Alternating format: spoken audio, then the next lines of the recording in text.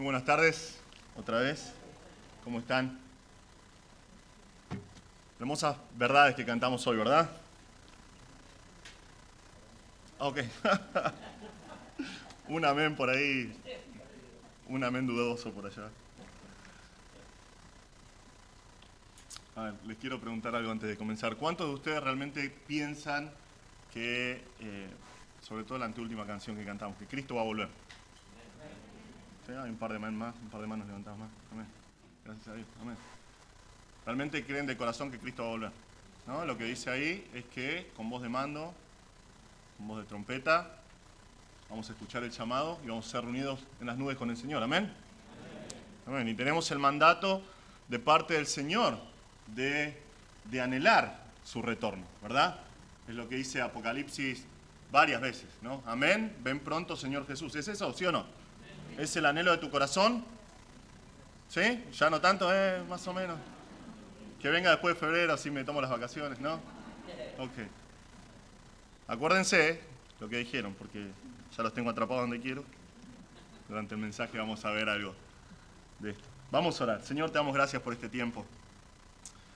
Gracias, Señor, porque desde antes de la fundación del mundo tenías escrito en tu libro esta reunión que preparaste para nosotros, Señor, para edificarnos en tu palabra eterna. Señor, te pedimos entonces que alumbres los ojos de nuestro entendimiento, que tu Espíritu Santo nos muestre tu palabra y nos muestre a ti en tu palabra, Señor. Que seamos desafiados, que seamos transformados, que nuestros corazones sean moldeados a tu imagen y semejanza, Señor. Pedimos estas cosas en el nombre precioso de nuestro Salvador y Señor Jesucristo. Amén. Bien, hoy terminamos con nuestra exposición del Salmo 139. Hasta ahora hemos visto durante 3 mensajes a David maravillándose sobre los atributos de Dios y maravillándonos a nosotros también sobre sus atributos, los atributos de Dios de una manera muy personal. Hemos visto, porque por ahí hay gente que no ha escuchado toda la serie, hemos visto a David en los primeros 6 versículos sorprendiéndose por la omnisciencia de Dios. David deja en claro que Dios conoce absolutamente todo sobre él. Él dice, cada vez que me levanto, cada vez que me siento, cada acción que llevaba a cabo, cada pensamiento, él dice los pensamientos desde lejos. Conoces, aún las palabras que él no llegaba a articular, cada cosa sabía Dios. Y la conclusión de David es, tal conocimiento, el conocimiento de Dios que tiene de mi persona, es demasiado maravilloso para mí, alto es, no lo puedo comprender. Pero David no se detiene ahí, en lugar de detenerse, él continúa y ahora medita en la omnipresencia del Señor. Versículos 8 al 12, sin importar el lugar donde esté David, linda circunstancia, él dice, sin importar al lugar al que vaya, ahí está Dios. Dios está junto a mí. Ni la muerte, ni la distancia, ni la oscuridad pueden alejarlo de su presencia. Y vimos que no es que él quiera escaparse del Señor, sino que él piensa en situaciones hipotéticas en las cuales él intentaría escaparse de Dios y llega a la conclusión de que Dios está junto a él, en todo lugar. Y él dice, sin importar, si yo tomo las alas del alba y me voy al extremo del mar, aún allí me guiará tu mano y me asirá tu diestra, dice David. La semana pasada estudiamos los versículos 13 al 18 y vimos a David meditando en el poder de Dios. Pero el poder de Dios manifestado de una manera muy especial. Dios manifestó su poder al crear a David, al crearlo en el vientre de su madre, donde nadie más podía ver, en la más profunda oscuridad. Él dice que ahí en la profunda oscuridad del vientre de su madre, el Señor estaba formando su vida. Él dice, vos viste mi embrión, cuando estaba siendo formado poéticamente, él dice, en lo más profundo de la tierra, de manera maravillosa, de manera detallada, meticulosa. Una vida que Dios había preparado soberanamente de antemano al punto de que cada uno de sus días estaba escrito en el libro de Dios para David. Vimos que ante semejantes verdades David explota en una doxología que es digna del apóstol Pablo, ¿no? Cuando el apóstol Pablo piensa en la persona del Señor Jesús y piensa en la obra del Señor Jesús, él dice en Romanos, por ejemplo, dice, oh profundidad de las riquezas, de la sabiduría y del conocimiento de Dios. David es muy parecido, él dice, cuán preciosos me son, oh Dios, tus pensamientos, cuán grande la suma de ellos. Si los enumero, se multiplican más que la arena. Despierto y aún estoy contigo. ¿Cómo va a terminar nuestro salmo después de semejante conjunto de verdades? Vamos a ver una respuesta muy interesante de parte del dulce cantor de Israel, del rey David. Algo que tal vez no esperarías encontrar en una canción de alabanza y adoración como esta. Aunque no es sorpresa, ¿verdad? Porque cada vez que abrimos el Salmo lo leímos completo y hoy vamos a hacer lo mismo, así que no te voy a spoilear nada, ¿no? Entonces vamos a leer el Salmo 139. Dice así al músico principal, Salmo de David. Oh Jehová, tú me has examinado y conocido. Tú has conocido mi sentarme y mi levantarme. Has entendido desde lejos mis pensamientos. Has escudriñado mi andar y mi reposo, y todos mis caminos te son conocidos. Pues aún no está la palabra en mi lengua, y he aquí, oh Jehová, tú la sabes toda. Detrás y delante me rodeaste y sobre mí pusiste tu mano. Tal conocimiento es demasiado maravilloso para mí. Alto es, no lo puedo comprender. ¿A dónde me iré de tu espíritu? ¿Y a dónde huiré de tu presencia? Si subiera a los cielos, allí estás tú. Y si en el Seol hiciera mi estrado de aquí, allí tú estás. Si tomare las alas del ave y habitar en el extremo del mar, aún allí me guiará tu mano y me asirá tu diestra. Si dijere ciertamente las tinieblas me encubrirán, aún la noche resplandecerá alrededor de mí, aún las tinieblas no encubren de ti, y la noche resplandece como el día, lo mismo te son las tinieblas que la luz. Porque tú formaste mis entrañas, tú me hiciste en el vientre de mi madre. Te alabaré porque formidables, maravillosas son tus obras. Estoy maravillado y mi alma lo sabe muy bien. No fue encubierto de ti mi cuerpo, bien que en oculto fui formado y entretejido en lo más profundo de la tierra. Mi embrión vieron tus ojos y en tu libro estaban escritas todas aquellas cosas que luego fueron formadas sin faltar una de ellas. Cuán preciosos me son, oh Dios, tus pensamientos, cuán grande es la suma de ellos. Si los enumero, se multiplican más que la arena. Despierto y aún estoy contigo. De cierto, oh Dios, harás morir al impío. Apartaos pues de mí, hombres sanguinarios, porque blasfemias dicen ellos contra ti. Tus enemigos toman en vano tu nombre. No odio, oh Jehová, a los que te aborrecen, y me enardezco contra tus enemigos. Los aborrezco por completo, los tengo por enemigos. Examíname, oh Dios, y conoce mi corazón. Pruébame y conoce mis pensamientos.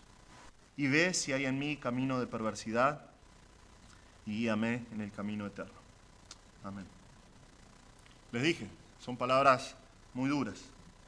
Es más, he escuchado series sobre este salmo y lamentablemente la gran mayoría, el gran porcentaje de pastores prefieren omitir estos versículos. Llegan hasta versículo 18 y se acabó la serie. O lo exponen de manera muy rápida, muy superficial y dicen, bueno, esto es para el Antiguo Testamento y no tenemos que mirarlo porque no aplica a los cristianos. Y es entendible, ¿verdad? ¿Cómo podemos conciliar la adoración que hemos visto hasta ahora, la alabanza de parte de David, la sorpresa, la maravilla de David pensando en el Señor, con deseos de justicia divina, declaraciones de odio perfecto de parte de David que tenemos acá? ¿Cómo conciliamos a un Dios que es un Dios de amor, un Dios de gracia y misericordia, con la idea de realmente la destrucción de personas? Vamos a entenderlo, realmente vamos a entenderlo si analizamos estos pasajes a la luz de todo el Salmo, y cuando estudiemos estos versículos, que son polémicos para algunos, a la luz del resto de la palabra de Dios. Pero antes de llegar a ese punto, quiero que pienses en una situación. Quiero que pienses en la persona más buena que conozcas. Puede ser tu padre, tu madre, tu esposo, tu esposa, puede ser algún abuelo, tal vez tu mejor amigo, lo que sea. Pensá en esa persona. No lo conociste tal vez de manera inmediata, porque es así, nos interrelacionamos y no es que automáticamente solo los nenes, ¿no? Se conocen y dicen, ¿querés ser mi amigo? Sí, es mi mejor amigo, ¿no? Es un proceso paulatino en el cual experimentás cosas con esa persona. Tal vez te ayudó en momentos de dificultad, tal vez te dio una mano cuando estabas necesitado. Fuiste de a poco relacionándote con esa persona y se forjó una amistad, emociones de afecto personal al punto que dijiste, esta persona es buenísima y quiero estar siempre cerca de esta persona porque me hace bien estar cerca de esta persona. Realmente disfruto de tener comunión con esa persona. ¿Ya está? ¿Pensaste en esa persona? Ahora digamos que ciertos hombres comienzan a burlarse de esa persona. Y vos los escuchás. ¿Cómo te sentís? Realmente, Dios nada más te está viendo. Yo no estoy evaluando a ver quién se hace el santurrón. Realmente, ¿cómo te sentirías? O peor, estas personas vienen y tratan de convencerte de que esta persona es mala. Vos decís, pero es la mejor persona que conozco. Y ellos tratan de convencerte de que esa persona es mala cuando vos sabés de todo corazón que no es así. ¿Qué harías? Bueno, algo así es lo que sucede con nuestro salmo. David está meditando en el Señor. Entiende que no hay nadie como el Señor. Todo lo sabe, que lo trajo al mundo, que está en control de su vida, que siempre está junto a Él. Y recuerden que nosotros dijimos que varias veces que esto es teología práctica de la más alta, meditaciones personales y profundas sobre el Señor que terminan afectando nuestra vida, terminan afectando la vida de la persona que lleva a cabo estas meditaciones. Es imposible pensar de la manera que David piensa sobre el Señor y no ser afectado. Es imposible pensar en estas verdades y pensar en la grandeza del Señor y no ser cautivado por el Señor. Y no arder de deseos para querer vivir por Él. Porque es lo que está haciendo David acá y tendría que ser nuestra experiencia cuando nos acercamos a la palabra de Dios y tenemos este tipo de meditación. ¿Qué cosas producen estos pensamientos en el corazón de David? Bueno, eso mismo vamos a ver en el resto del texto. Vamos a ver el efecto de la teología en el alma devota. Vamos a ver a David y vamos a ver dos reacciones de parte de David. Primero, vamos a ver que ante la meditación de Dios, Él va a manifestar una actitud de odio y de repulsión por el pecado. Él va a demostrar que en su corazón lo único que tiene es rechazo por el pecado, odio por el pecado, y luego vamos a ver un deseo de pureza delante de Dios. David quiere ser puro delante de Dios, completamente puro. Y eso es lo que vamos a ver. Comenzamos con nuestra última sección de Salmo 139. Lo primero que vemos entonces es una actitud de odio y repulsión por el pecado. Versículos 19 al 22 dice, de cierto, Dios, harás morir al impío. Apartaos pues de mí, hombres sanguinarios.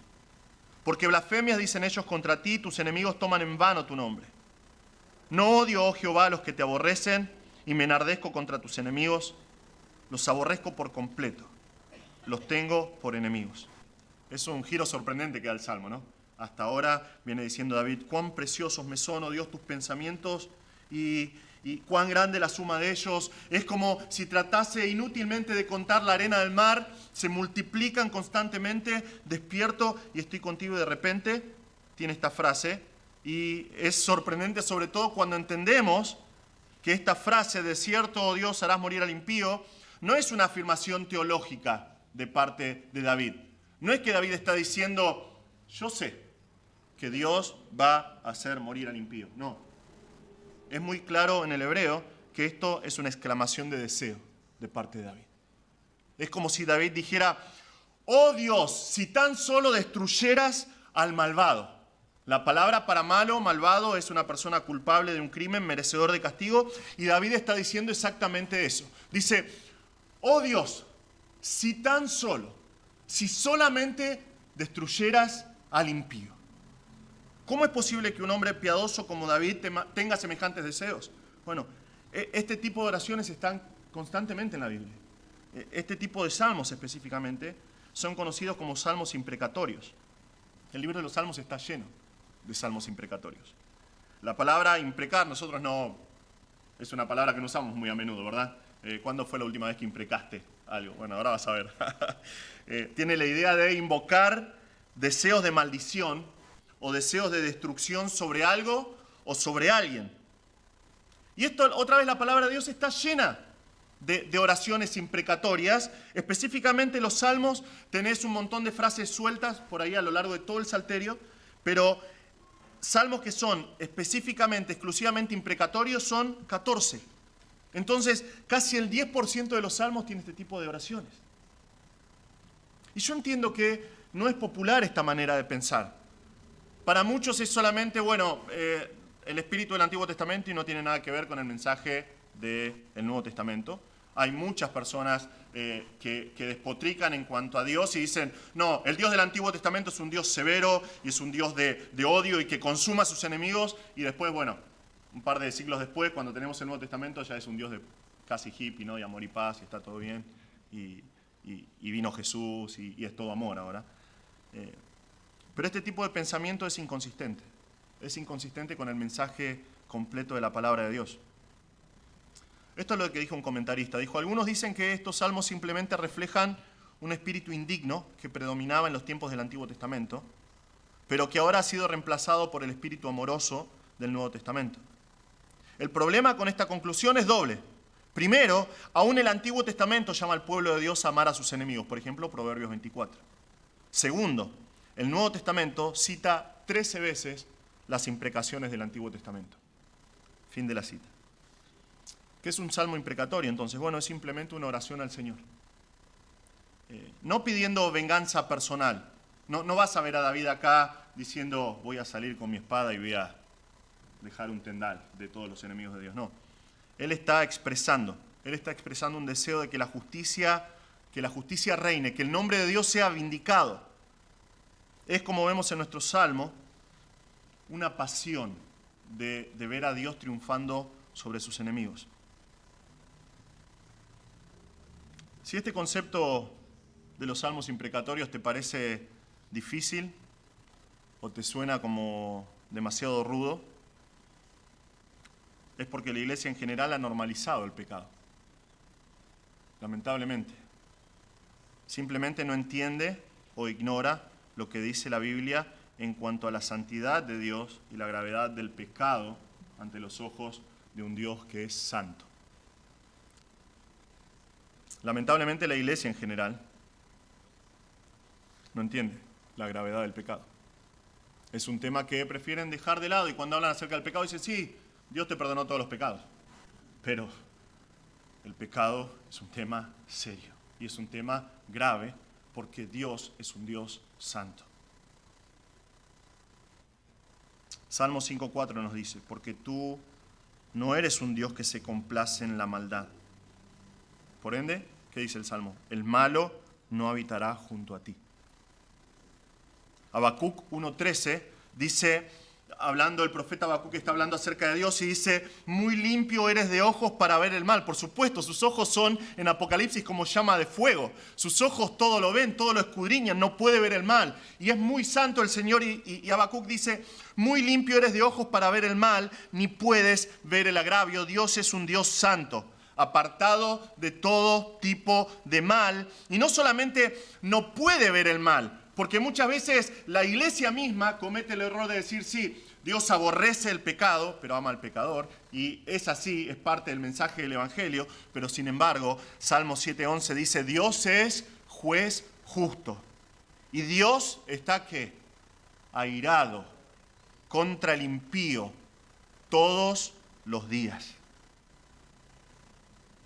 El Señor es un Dios misericordioso. Es un Dios amoroso, lleno de gracia. Dios es un Dios paciente. Y vemos en el Antiguo Testamento constantemente, y digo el Antiguo Testamento específicamente porque estamos viendo los Salmos, vemos constantemente la paciencia del Señor, vez tras vez con Israel. Israel alejándose del Señor. Dios es un Dios misericordioso, es un Dios lleno de amor. Pero la persona que obstinadamente anda en sus caminos, sin arrepentimiento, regodeándose del pecado y dándole la espalda a Dios, va a enfrentar el juicio de Dios. Su fin no va a ser agradable.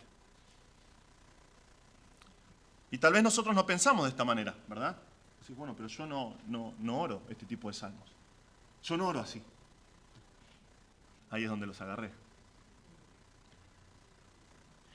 El Señor nos enseñó a orar, ¿verdad? Y Él nos enseñó a orar ¿cómo?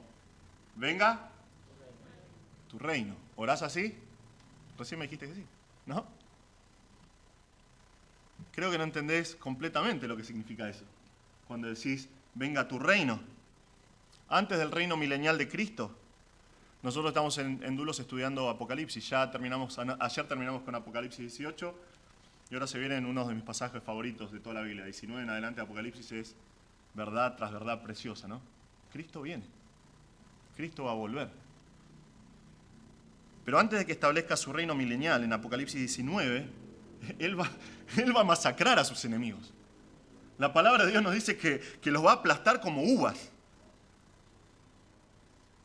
Nosotros vemos las profecías mesiánicas del Antiguo Testamento y es hermoso para nosotros pensar en un mundo utópico, ¿verdad? Donde el lobo y el cordero serán apacentados juntos y el león comerá paja como el buey y el polvo será alimento de la serpiente, no afligirán ni harán mal en todo mi santo monte, dijo Jehová en Isaías 65. El Señor nos promete que va a crear cielos nuevos y tierra nueva.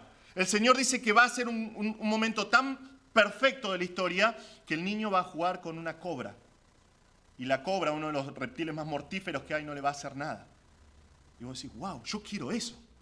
Yo quiero a Cristo sentado en su trono reinando en Jerusalén. Amén. Amén. Pero para que eso suceda, Dios tiene que erradicar el pecado del planeta. Dios tiene que terminar con sus enemigos. Al final del Salmo 58 nosotros entendemos el propósito de estos salmos. Cuando el Señor ejecuta su justicia. Dice, entonces dirá el hombre, ciertamente hay galardón para el justo. Ciertamente hay Dios que juzga en la tierra. Cuando nosotros vemos este tipo de actitudes de parte de David es simplemente con el propósito de que el hombre tome conciencia y sepa que no puede vivir como quiere en el mundo, sino que aquellos que viven piadosamente para el Señor, para su gloria, van a tener su galardón. Y aquellos que no, bueno, Dios va a juzgarlos. Ciertamente hay un Dios que juzga en la tierra. Ahora, con un poco más de luz sobre estas verdades, podemos entender a David. Él está considerando las perfecciones de Dios. Él dice que Dios tan glorioso, que Dios tan grande, tan digno de nuestra vida, tan digno de nuestra adoración. Sin embargo, todavía hay hombres que son enemigos de Dios. Y David dice, si tan solo el Señor los quitara del medio, qué diferente que sería el mundo. Si tan solo los quitara del medio, pero todavía no. Evidentemente no, porque están en el Salmo y todavía están hoy. Pero mientras tanto, David expresa su rechazo por estas personas, por el mal que ellos representan. Y él dice, apartaos pues de mí, hombres sanguinarios. Esto es un imperativo. Les está diciendo, salgan de mi vista, aléjense de mí. ¿Por qué? Bueno, porque estos hombres, literalmente en el hebreo, son hombres de sangres.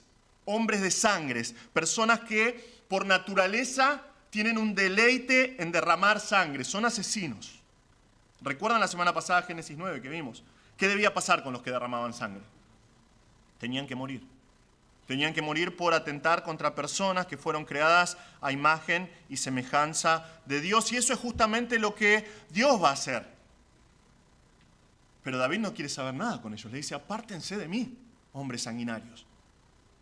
El Salmo 55 dice que estos hombres no llegan a la mitad de sus días, porque Dios mismo los hace descender al pozo de la perdición. Es Dios quien trata con estos hombres sanguinarios. No tendría que sorprendernos que David les pida que se alejen de él. No quiere tener ningún tipo de relación con estas personas por el pecado que ellos representan. Pero nuestro salmo no se queda ahí, sino que David sigue explayándose sobre estas personas y nos muestra la razón del rechazo del salmista. Él dice, porque blasfemias dicen ellos contra ti. Esto va más allá de calumnias contra el Señor o hablar algo, no es la idea. Nosotros tenemos la palabra blasfemos del griego, tenemos tal vez la idea de la palabra griega que quiere decir hablar cosas malas con el propósito de hacer daño a una persona o su reputación, dejarla mal parada. No, esto es mucho más profundo, tiene la idea de complot, de conspiración.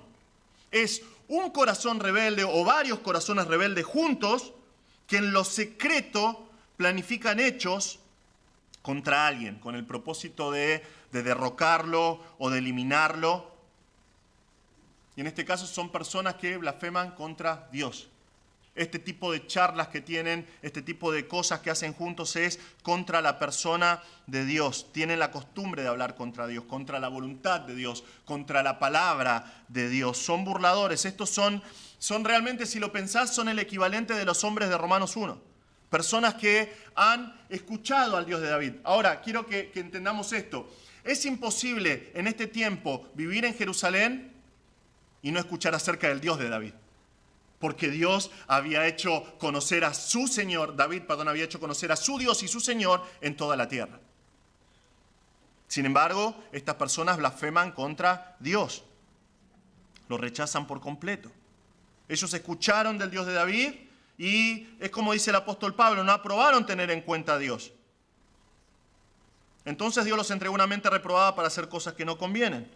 Ellos están atestados de toda injusticia, fornicación, perversidad, avaricia, maldad, llenos de envidia, homicidios, contiendas, engaños, malignidades. Son murmuradores, detractores, aborrecedores de Dios, injuriosos, soberbios, altivos, inventores de males, desobedientes a los padres, necios, desleales, sin afecto natural, implacables, sin misericordia.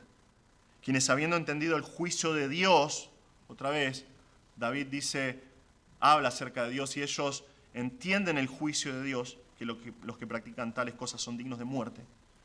No solo las hacen, sino que también se complacen con los que las practican. Y estos son estos tipos, blasfemando contra Dios. David dice, tus enemigos toman en vano tu nombre. La palabra significa agarrar o agarrar y levantar el nombre de Dios, que es santo, y hacerlo un objeto de burla, hablando vanidades, cosas vacías acerca de Dios. ¿Por qué? Bueno, el texto nos dice, tus enemigos toman en vano tu nombre. Son enemigos de Dios. David no quiere quedarse pasivo en esta situación. No puede quedarse pasivo ante el conocimiento que él tiene de Dios. Vean lo que dice David, no odio a los que te odian. Él está diciendo, yo odio a los que te odian, los aborrezco, detesto a los que se levantan contra vos. Dios, no es así. La idea, él dice, los odio con un odio completo, total. Para mí, el hebreo dice, para mí fueron enemigos. Yo los considero mis enemigos. ¿Por qué suceden estas cosas en el corazón de David otra vez? Cuando tenemos una visión más completa de estas personas, podemos entender la reacción de David ante ellos. Hemos visto que David tiene ante sus ojos dos opuestos. Por un lado tenemos hombres que son, de acuerdo a nuestros pasajes, son sanguinarios, asesinos, conspiradores, que levantan en vano el nombre de Dios, aborrecen a Dios y son sus enemigos. Y por el otro, él está meditando en el Señor, un Dios que lo conoce como nadie, que siempre está a su lado, que soberana y poderosamente lo formó en el vientre de su madre y que lo guía tiernamente. ¿Recuerdan la pregunta que hice al comienzo del mensaje? ¿Qué harías si hablara mal de la persona más buena que conoces? Es lo que está pasando acá. Pero esta no es una persona cualquiera. Es el Dios de Israel. Un Dios bueno, un Dios misericordioso, un Dios lleno de gracia, el Señor de David. Y otra vez es vital que entendamos que el rey no quiere hacer justicia por mano propia. David no dice, estos blasfemos y enemigos de Dios, afilame la espada que salgo a hacer un desastre. No lo está haciendo. Él está rogando a Dios que lo saque del medio, que vindique su nombre. Pero al mismo tiempo, al estar tan inmerso en el conocimiento del Señor, su corazón siente una repulsión, un rechazo completo por el pecado, en este caso representado por estas personas. David dice, si ellos son enemigos de Dios, entonces son mis enemigos, punto. No hay ningún tipo de conciliación con ellos. Es como cuando David escuchó el desafío que Goliat hacía al ejército de Israel. ¿Recuerdan esa historia en 1 Samuel 17? Durante semanas, Goliat viene y se para en el valle de Ela, en el medio del valle, de aquel lado los filisteos, de este lado las fuerzas de Israel. Y él dice, Denme un nombre, no hay ningún valiente entre ustedes, tráiganme a alguien para pelear. Tráiganme a alguien para pelear. ¿Qué hacen los israelitas? Están todos temblando. Todos temblando. Entonces David escucha y dice, ¿qué harán al hombre que venciera a este filisteo y quitar el oprobio de Israel? Porque ¿quién es este filisteo incircunciso para que provoque a los escuadrones del Dios viviente? La indignación del joven pastor no era por el insulto a los soldados israelitas, no era por el insulto a Saúl o a Jonatán, sino que este pueblo de judíos temblorosos que estaban de este lado del Valle de Ela representaban al Señor Dios Todopoderoso, y tendría que haber alguien, uno entre ellos, que se levantara pidiendo la vindicación del nombre de Dios. Tuvo que hacerlo él, un muchachito, y el Señor lo honró. Estos pasajes nos muestran que el meditar en quién es Dios, pero meditar en serio, como está haciendo David acá, produce una actitud de odio y de repulsión por el pecado. Un rechazo completo y total, un rechazo perfecto por el pecado. Y a veces significa alejarse. Significa alejarse activamente de aquellos que abiertamente manifiestan su pecado y rebeldía contra Dios. Porque realmente si nosotros decimos que conocemos al Señor y que amamos al Señor y queremos vivir para su gloria, es imposible para nosotros tener cierto tipo de comunión con personas que abiertamente blasfeman el nombre de Dios. Y podés ponerlo, llenar el espacio en blanco con las personas que quieras, tu propia familia, tus compañeros de trabajo, algunas personas, hermanos de la iglesia, entre comillas. Es imposible. Hay algo que está mal. Si vos te sentís cómodo con personas que abiertamente se burlan del nombre de Dios o que manifiestan pecados que demuestran que se burlan del nombre de Dios. Nosotros tenemos que tener exactamente la misma actitud que David. Pero para llegar a esa actitud tenemos que ser como David. Tenemos que hacer como David. Y hacer de nuestras vidas un ejercicio constante de meditación en la palabra de Dios, en las perfecciones de Dios. Y de a poco vamos a tener la misma mentalidad. No por, y esto tiene que quedar en claro, no por considerarnos mejores que los demás, sino porque entendemos quién es el Señor, el valor que tiene el Señor en nuestras vidas y por ende un entendimiento de la gravedad del pecado ante los ojos de Dios. Entonces este es el primer efecto de la teología en el alma de David. El segundo efecto que vemos finalmente es un deseo de pureza delante de Dios. Un deseo de pureza delante de Dios. Versículos 23 y 24 dice, examíname, oh Dios, y conoce mi corazón, pruébame y conoce mis pensamientos, y ve si hay en mí camino de perversidad, y guíame en el camino eterno. Ya hemos visto que nuestro salmo termina mostrándonos a David como empezó orando, ¿no? Delante de la presencia de Dios. Pero en estos últimos dos versículos tenemos una oración que, vamos a decirlo así, no es una oración normal. No es una oración normal de parte de David. Lo que vemos acá es una petición valiente, realmente es una petición audaz de parte de David. Realmente acá las palabras de David muestran un corazón atrevido delante de Dios. No quiere que nada afecte su relación con Dios. Él quiere que su vida sea diferente. Lo vemos por las palabras que él usa. Él quiere vivir de una manera pura delante del Señor. No quiere que nada que provenga de él sea un tropiezo a la comunión con Dios. Y lo entendemos por la manera en la que él habla. Todos los verbos que usa acá David, versículos 23 y 24, todos los verbos que él usa acá están en imperativo. Todos. El salmista, cada vez que está hablándole a Dios acá, es como que le está ordenando a Dios. Le está diciendo lo que Dios tiene que hacer. Él está diciendo, Señor, hace esto conmigo. Dios, hace esto conmigo. Dios, tenés que hacer esto conmigo. Y vamos a ver 4 peticiones que demuestran su deseo de pureza delante de Dios. Primero él dice, examíname, oh Dios, y conoce mi corazón. Examíname, oh Dios, y conoce mi corazón. Examíname es la misma palabra que usó en versículo 1, ¿recuerdan? Cuando él dijo, oh Jehová, tú me has examinado y conocido. Esta palabra describe a espías revisando la tierra, yendo a explorar un lugar, reconociendo cada centímetro de suelo y da la idea de no dejar ni una piedra sin levantar para ver qué hay en todo el terreno. En Job, por ejemplo, se usa para describir a mineros, excavando en las minas y encontrando entre medio de las rocas y excavando y hurgando para sacar metales preciosos. Es un rey en Proverbios que hace una investigación bien profunda sin dejar nada, sin cubrir. Ni bien empieza nuestro salmo, queda en claro que Dios ya lo hizo. Dios ya examinó a David. Él conoce todo sobre su persona. Conoce cada aspecto de su vida, conoce lo más profundo de su corazón. Sin embargo, acá le dice al Señor, examíname, Señor, hasta que no quede nada secreto en mí, hasta que no quede absolutamente nada cubierto de tus ojos que todo lo ven. Y él dice, y conoce mi corazón. Esto es un conocimiento completo, y David dice, conoce mi corazón, lo más profundo de mi corazón. Qué hermoso que es esto.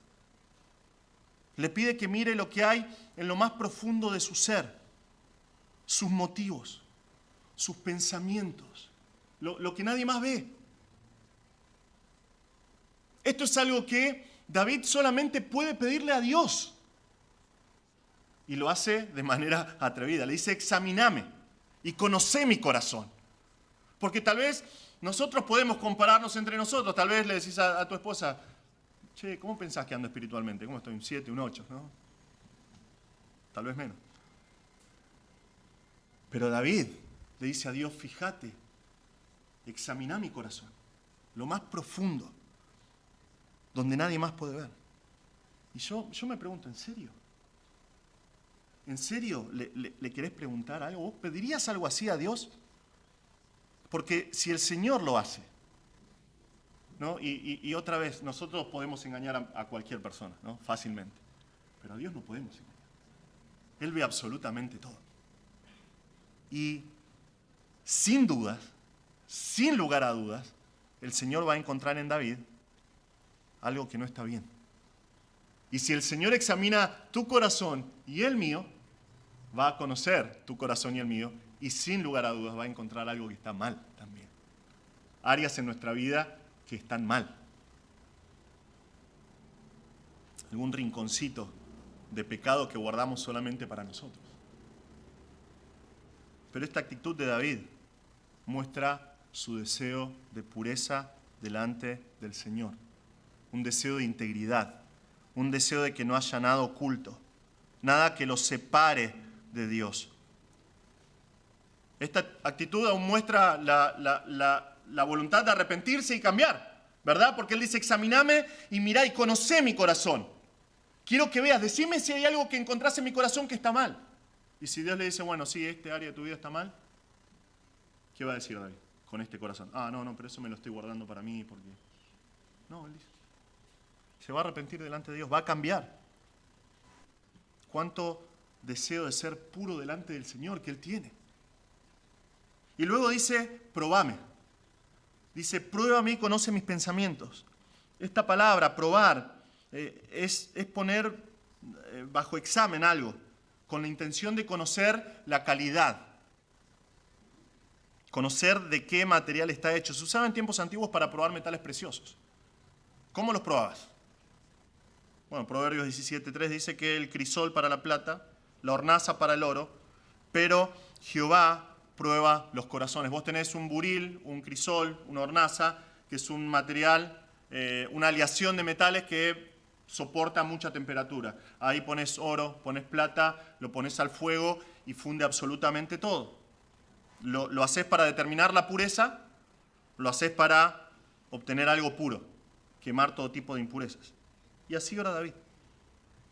David pide a Dios que lo ponga a prueba.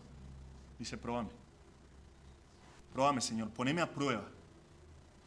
Poneme a prueba para ver de qué está hecho mi corazón. Aun si eso, como vemos acá, porque es lo que implica este verbo, aun si eso significa atravesar momentos difíciles, momentos en los cuales va a pasar por el fuego para probar su calidad o para quemar algún tipo de impureza que haya en su corazón. Y pide que lo haga para que conozca sus pensamientos. Nosotros vimos en versículo 2 que dice, Dios conoce desde lejos mis pensamientos, ¿verdad? Las metas de David, los propósitos, sean buenos o sean malos, pero acá es una palabra completamente diferente. Esta palabra, en este caso, David le plantea al Señor que lo pruebe, que examine sus pensamientos, que no están alineados con la voluntad del Señor.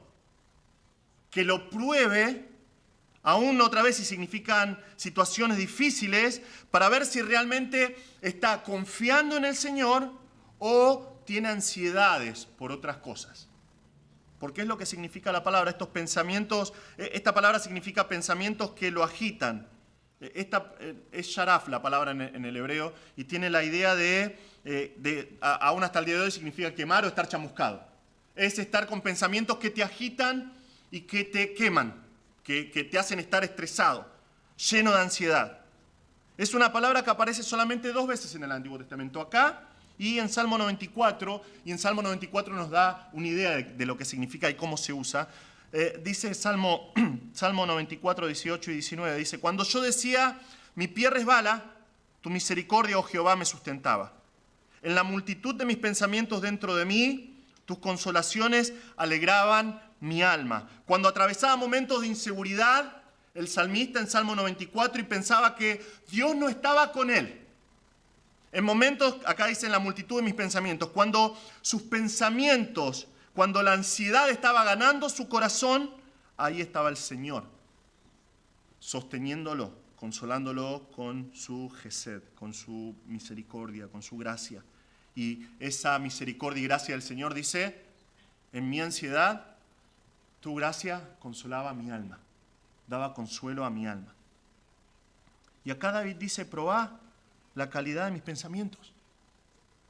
Fíjate si mis pensamientos están siendo agitados por algún tipo de ansiedad.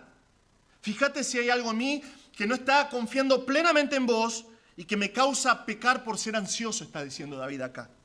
Yo quiero confiar solo en vos, Señor. Ven otra vez el deseo de pureza de parte de David. Y luego dice, y ve si hay en mí camino de perversidad. Esto es más profundo que buscar solamente algo malo en el corazón de David. Le pide a Dios que vea si en su persona hay un camino, una manera de vivir que lo está guiando hacia cierto lugar. En este caso, en nuestro salmo, nuestra traducción dice perversidad, pero la palabra como sustantivo significa dolor, significa padecimiento, pero también significa moldear. Es como, por ejemplo, los chicos que les gusta moldear plastilina, ¿no? Le tenés que comprar constantemente. Después mezclan los colores y hacen un lío, y piensan que hacen una obra de arte, ¿no? Y es como plastilina. Pero significa eso, significa moldear, ¿no? Isaías 48:5, por ejemplo, esta palabra, ídolo. Es un ídolo. Algo que es formado por las manos del hombre y que ocupa el lugar de Dios. El salmista le está pidiendo a Dios. Dice, mirá en mí. Si existe un andar que evidentemente David no ve, y que lo está alejando de Dios, que lo distrae de Dios, y lo hace enfocar en otra cosa, y esa otra cosa eventualmente lo va a llevar al dolor. Y tal vez es algo muy sutil, porque así es como el pecado actúa en nosotros, ¿verdad? Tal vez es algo que a simple vista David dice, no es tan malo, pero es un camino. Y es un camino de perversidad, un camino que eventualmente lo va a llevar al dolor y al padecimiento, y lo va a desviar. David dice, fíjate si hay en mí un camino que me está desviando de vos y me está llevando al dolor. Si te estoy reemplazando con algo que me está desviando de vos. Y finalmente dice David, guíame en el camino eterno. y guíame en el camino eterno. Es la misma palabra que nosotros vimos en versículo 10, cuando Él dijo que sin importar el lugar a donde iba, aún allí me guiará tu mano. Pero acá es un imperativo. Es un imperativo, es un ruego, es una demanda de parte de David a Dios. Le dice, guíame Dios. ¿Por qué? Porque eso es lo que hace el Señor. Por naturaleza es lo que hace Dios. Él es el pastor. David dice, Jehová es mi pastor en Salmo 23. En la progresión de la palabra de Dios, en Juan 10, Jesucristo dice, yo soy el buen pastor. Es lo que hace Dios. Guía a su gente, pastorea a su gente.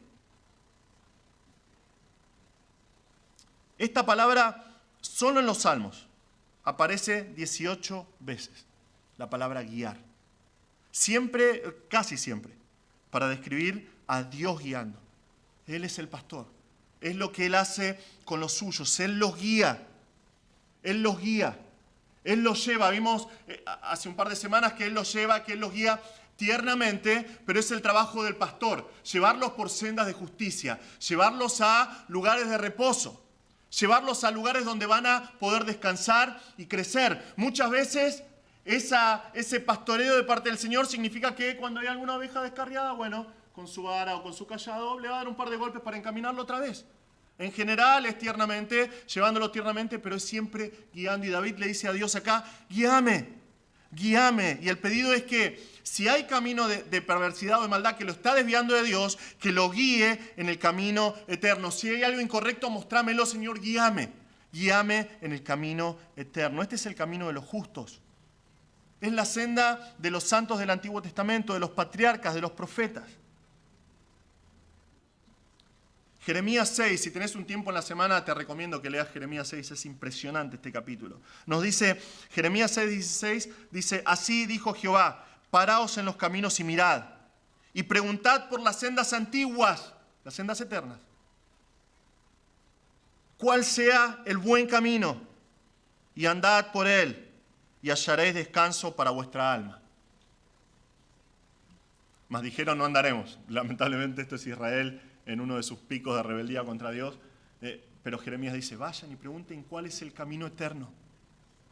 Anden en ese camino eterno y van a encontrar descanso para sus almas.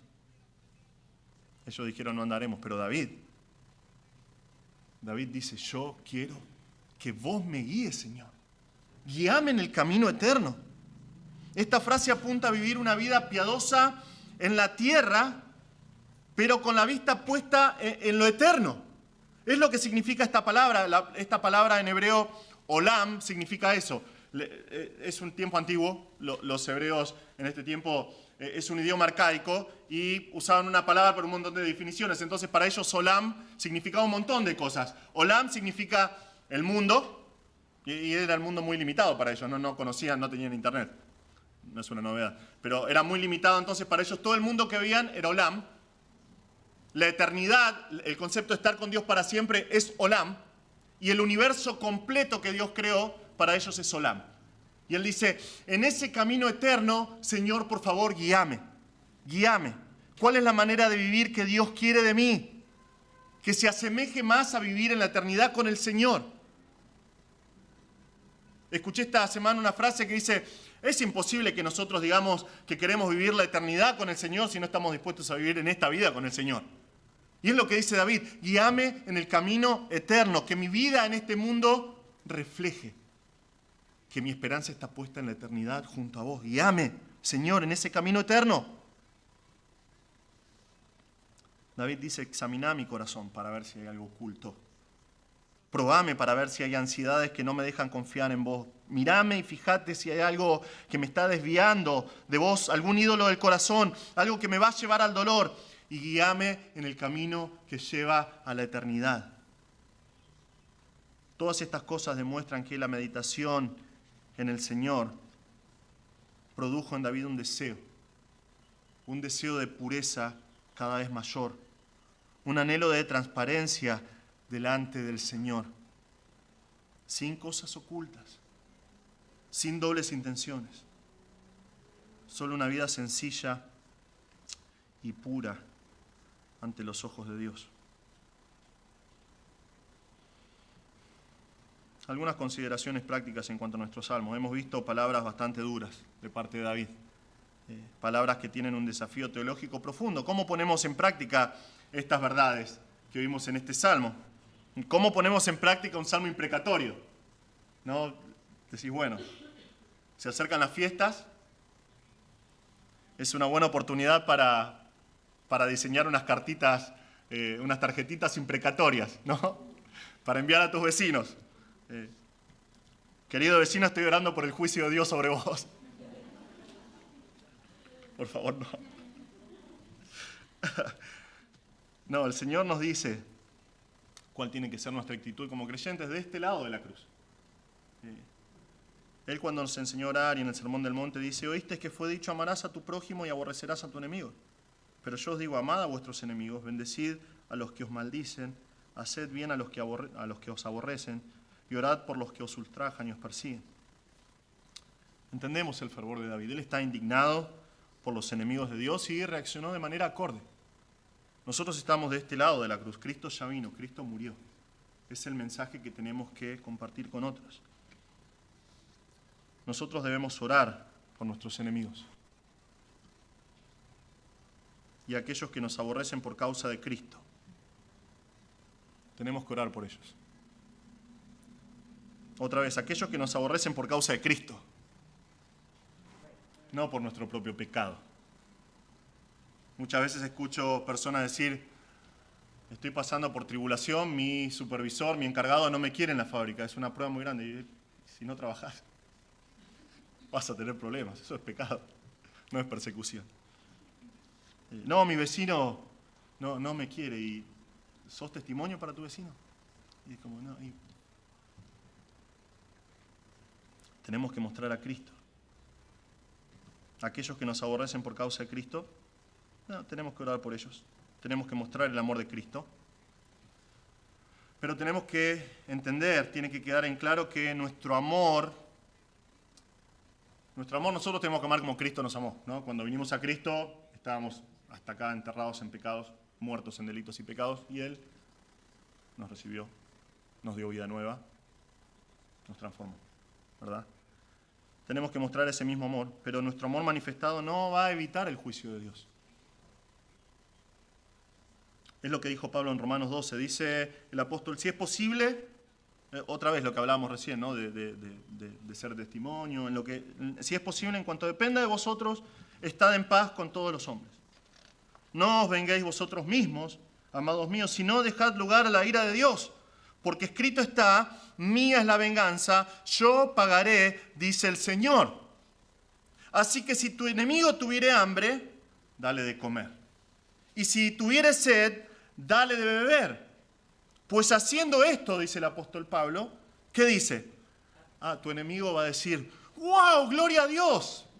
Me dio un sándwich y una gaseosa, entonces ahora creo en Jesús. Puede ser en alguna ocasión, ¿no? Que el Señor use una manifestación de amor para convertir a una persona, para salvarla.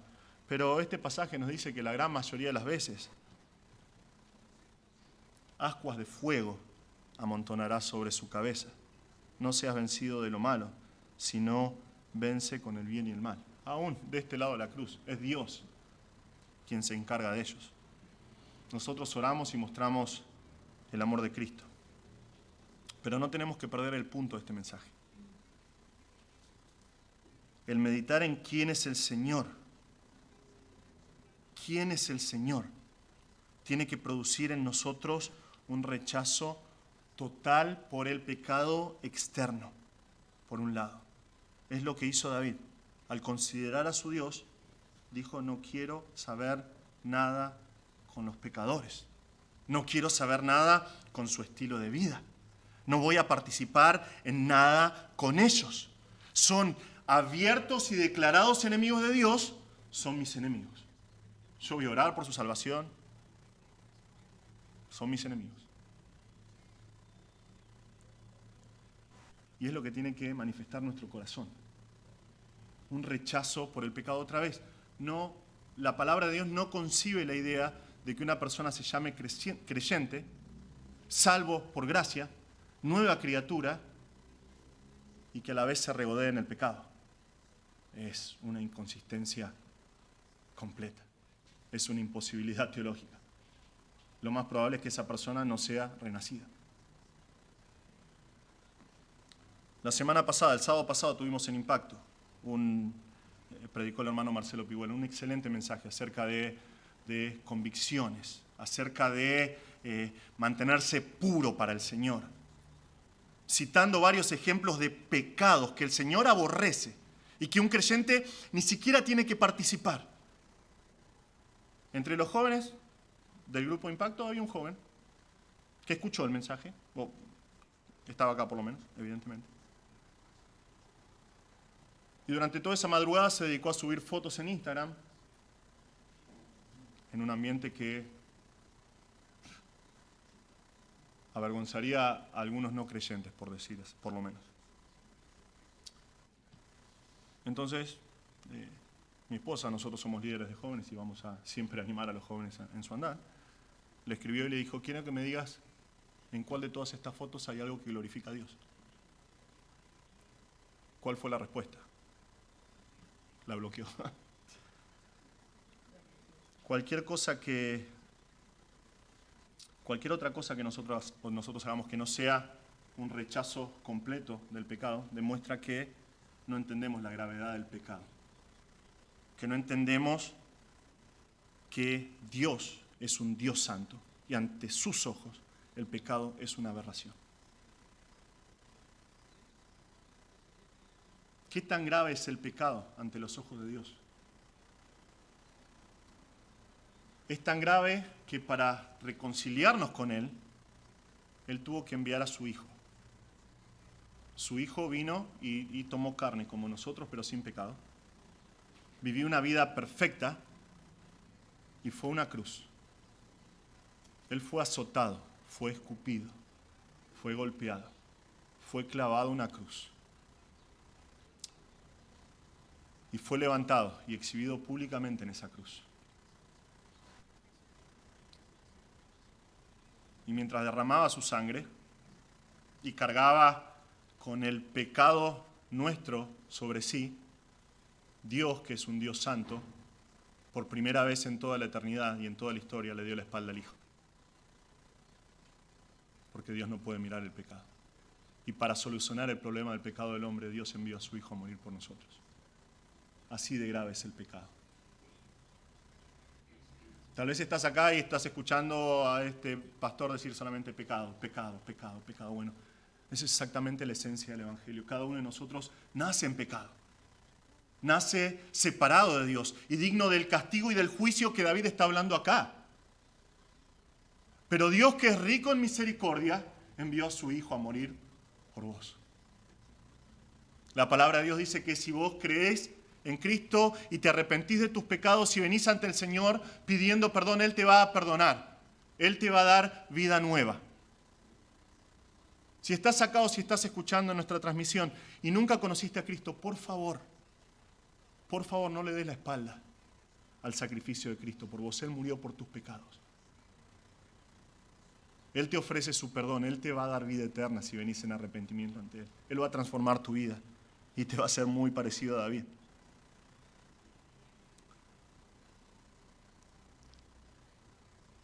Pero estos pasajes también nos muestran que más desafiante aún, porque sí, nosotros tenemos que tener un rechazo externo por el pecado manifestado, ¿verdad?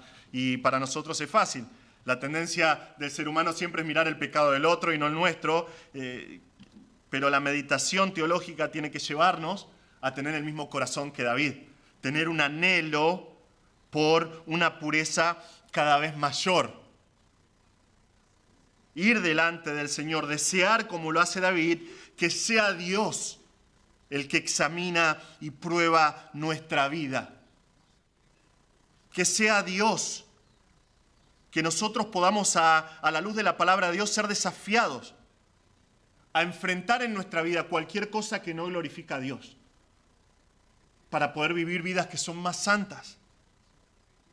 Corregir áreas, arrepentirnos delante de la presencia del Señor. Darnos cuenta cuántas veces nosotros Tenemos cosas que son ocultas, que solamente Dios ve y que sabe que está ahí, que podamos decir delante de Dios, Dios, examíname. Mostrame lo que está mal en mi corazón. Conocé mi corazón y mostrame para que pueda vivir en integridad delante de tu presencia. Señor, mostrame si hay áreas en mi vida en las cuales todavía no confío en vos y estoy descansando en mis ansiedades solamente, o me estoy dejando llevar por la ansiedad y por el estrés. Quiero descansar en vos. Quiero agradarte a vos, Señor. Probame. Señor, mirá si hay en mí algún camino que me está desviando. Tal vez muy sutilmente me está desviando del camino eterno. Y encaminame otra vez en el camino que me prepara, que me da reposo en esta vida y me prepara para la eternidad, que pueda vivir para tu gloria. Mis hermanos, que este salmo nos lleve a una vida de intimidad más profunda con el Señor. Después de todo, Él conoce absolutamente todo de nosotros. Él está siempre junto a nosotros, Él nos formó. Y Él todavía hoy quiere guiarnos en su camino eterno. Vamos a orar. Padre Celestial, te damos muchas gracias por este tiempo. Gracias, Señor, por tu palabra y por este tiempo que hemos estado estudiando el Salmo 139. Pedimos, Señor, que por favor bendigas estas verdades. Que estas verdades produzcan en nosotros las dos reacciones que vimos en David, un rechazo total por el pecado, Señor. Ese pecado que llevó a Cristo a la cruz. Ese pecado que nos separaba de ti. ¿Cómo podemos volver a Él otra vez, Señor? Guárdanos. Guárdanos, Señor, y que podamos tener el mismo deseo de pureza de David y que digamos delante de tu presencia que nos guíes, Señor, que nos pruebes, que nos examines, que veas si hay en nosotros camino de maldad, de perversidad, Señor, que nos guíes en tu camino eterno. Señor, que nuestras vidas sean para tu gloria. Guíanos, Señor, te pedimos en el nombre de Jesús. Amén. Muchas gracias, Pastor. Vamos a ponernos de pie para cantar el último himno en esta tarde. Mi vida di por ti.